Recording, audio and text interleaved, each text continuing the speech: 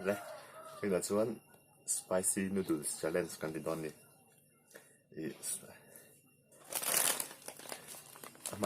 Amat sa om kan du to lung wat lo nga. I kan tel bel donni.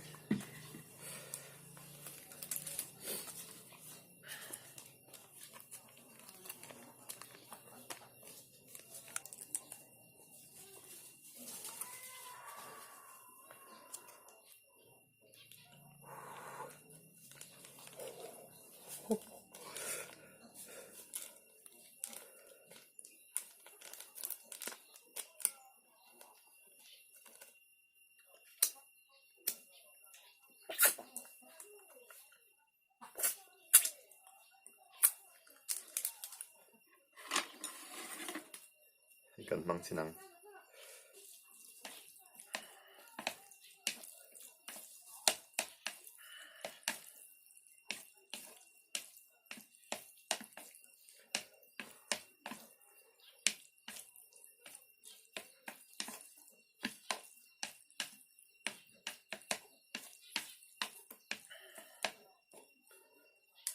Mang thiểm đón đâu.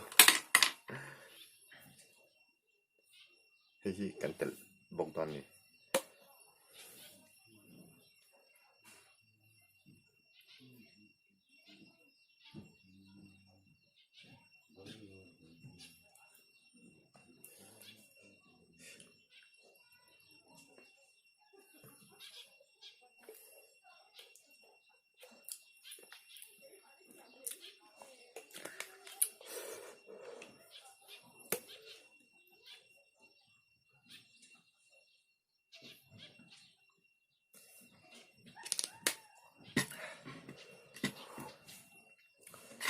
Hay cần măng dọc không? Hay chủ cần măng để là vắng.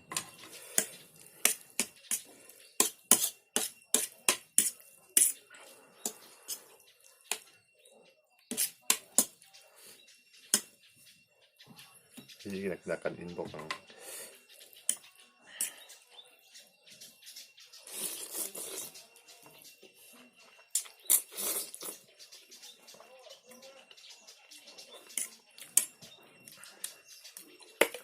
Kan bel yang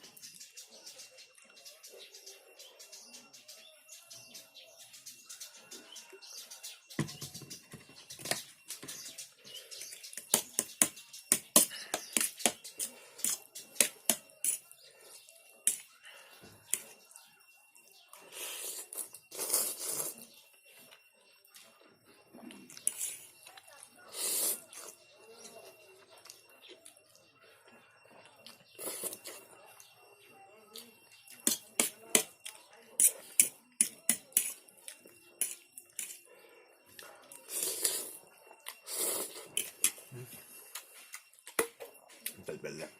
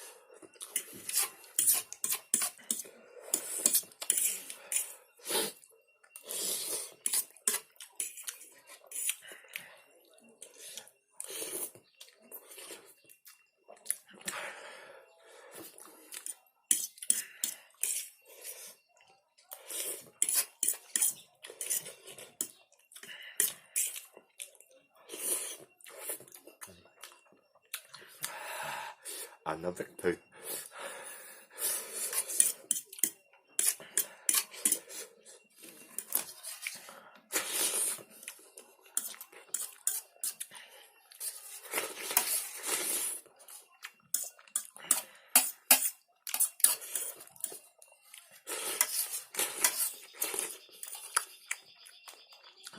Kan insok dal vak.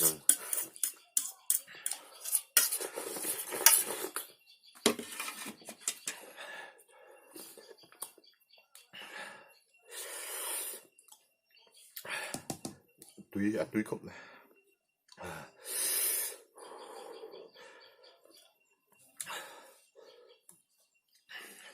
mi tiếng đầu đỡ lại kinh làm mình lòng nó thật trụ thằng vắt ta từ lâu hay anh bảo là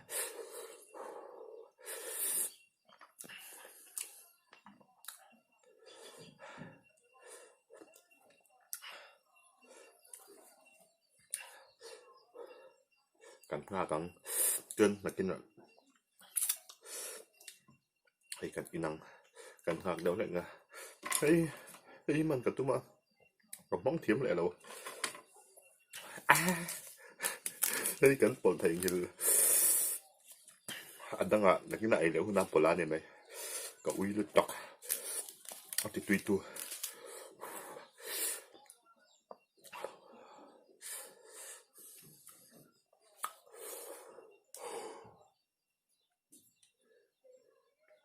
mà sao chú ri ek vắc vắc rồi là ăn thẳng lâu này mấy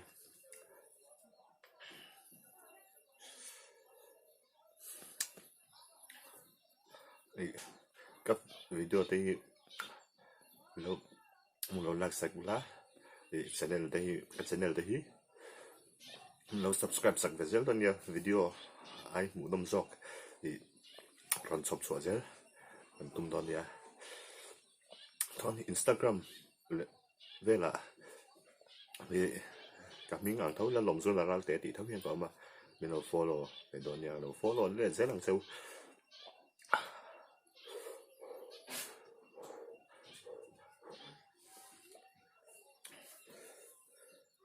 hey anh nghe tùy mèo cái tia cả lấy về tao vậy anh nghe bộ cà phê xuống đâu